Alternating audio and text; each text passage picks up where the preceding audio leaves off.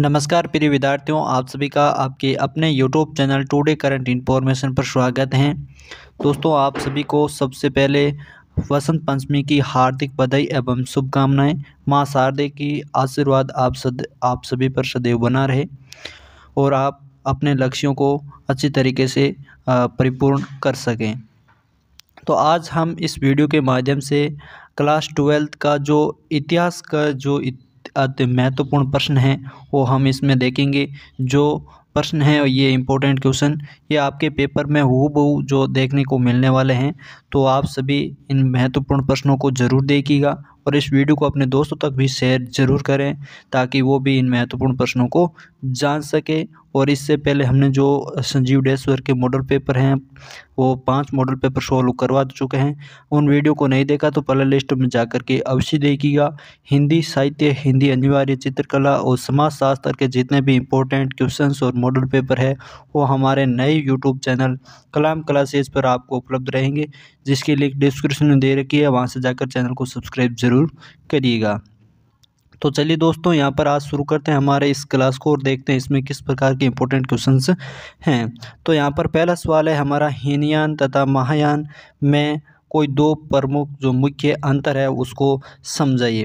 Very important question है, हीनयान और महायान में मुख्य अंतर। तो यहाँ पर हीनयान और मूलभूत अंतर हो जाए कि हीनयान जो है वो प्राचीन रूढ़िवादी तथा मूलभूत है मत हैं, और जबकि महायान है जो बौद्ध मत का जो संशोधित तथा सरल रूप है जो चतुर्थ बौद्ध संगीति प्रकाश में आया है।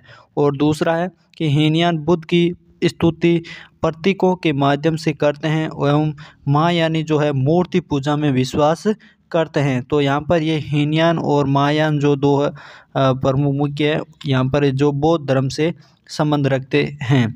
अगला हमारा दूसरा सवाल है वो है, बौद्ध धर्म के व्यवहारिक पक्ष के बारे में सुत्त पिटक के उद्धरण पर प्रकाश डालिए। तो वेरी इंपॉर्टेंट क्वेश्चन है, सुत्त पिटक पर जो बौद्ध धर्म का सुत्त पिटक ग्रंथ है।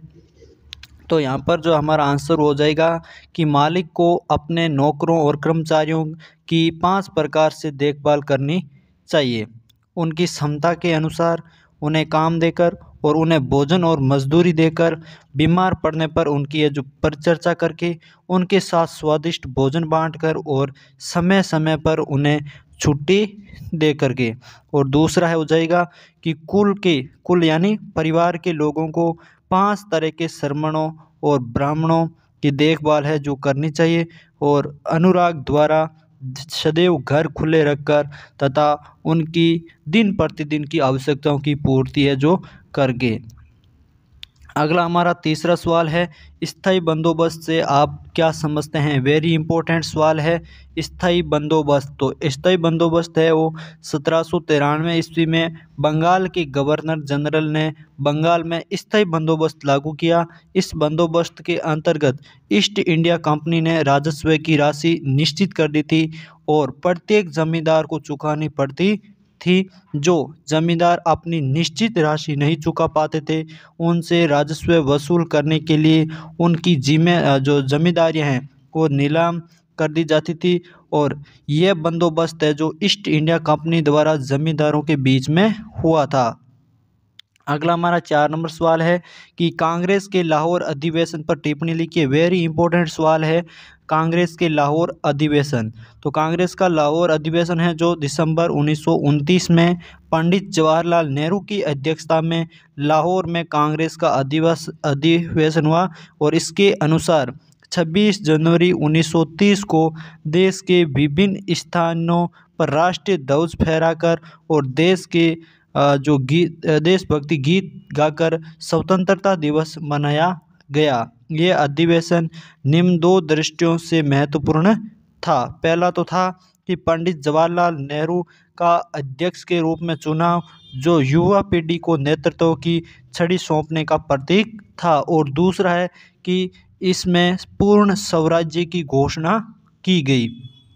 26 जनवरी 1930 के दिन देश का जो पहला ध्वज फहराया गया था। इसी के कारण जो 26 जनवरी 1950 को हमारे देश का जो संविधान है वो लागू किया गया कि इस दिन को भूला न जा सके, इसकी याददाश्त के लिए।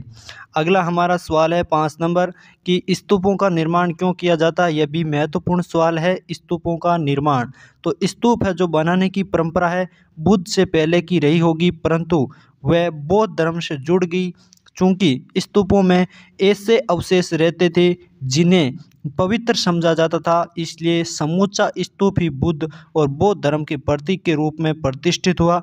अशोक ने बुद्ध के अवशेषों के हिस्से प्रत्येक महत्वपूर्ण नगर में बांटकर उनके ऊपर स्तूप बनाने का आदेश दिया था। अगला हमारा वेरी इंपॉर्टेंट सवाल है प्रयाग प्रशस्ति के बारे में आप क्या जानते हैं, वर्णन कीजिए। तो प्रयाग प्रशस्ति है, जो प्रयाग प्रशस्ति के जो रचयिता है वो हरिशेन थे और जो गुप्त वंश के सम्राट समुद्रगुप्त के राजकवि थे। और प्रयाग प्रशस्ति है जो संस्कृत में लिखी गई थी।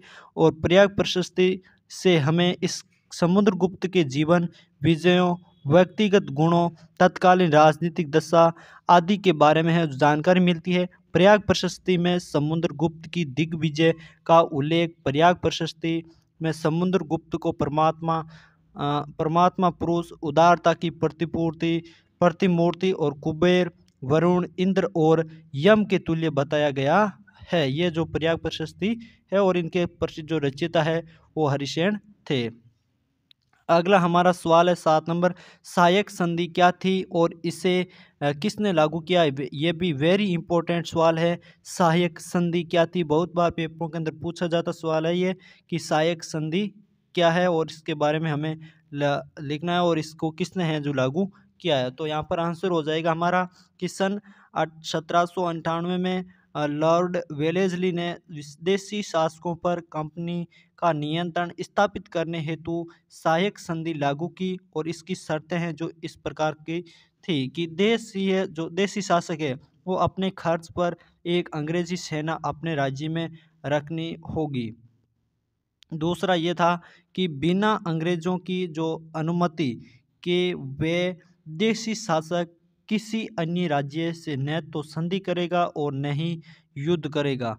और तीसरा पॉइंट यह था कि बदले में अंग्रेज उस शासक की आंतरिक एवं बाहरी चुनौतियों से रक्षा करेंगे। तो ये था हमारा 1870 जो यहाँ पर 1798 की जो लॉर्ड वेलेस्ली ने कंपनी के नियंत्रण के बाद जो सहायक संधि हुई थी इसकी शर्तें थी। तो आज के इम्पोर्टेंट क्वेश्चन यही थे। कैसा लगा वीडियो कमेंट करके ज़रूर बताइएगा और इस वीडियो को अपने दोस्तों तक शेयर ज़रूर करिएगा। फिर मिलते हैं नए मॉडल पेपर के साथ, तब तक के लिए धन्यवाद। जय हिंद, जय भारत।